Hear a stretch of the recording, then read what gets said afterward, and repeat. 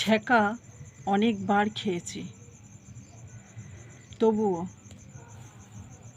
অন্য কিছু নয়, এই গরম চা খেতে গিয়ে।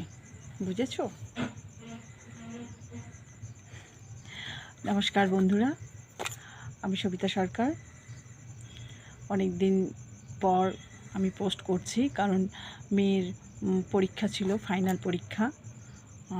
তা সত্যি একটু ব্যস্ত হয়ে পড়েছিলাম। তোমরা সবাই কেমন আছো? আশা করছি খুব ভালো আছো।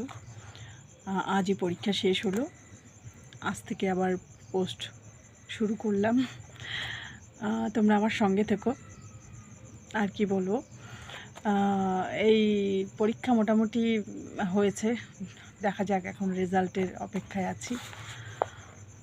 আর তোমরা সবাই সুস্থ থেকো, ভালো থেকো, শুভরাত্রি। আর অবশ্যই আমার সঙ্গে থেকো। নমস্কার।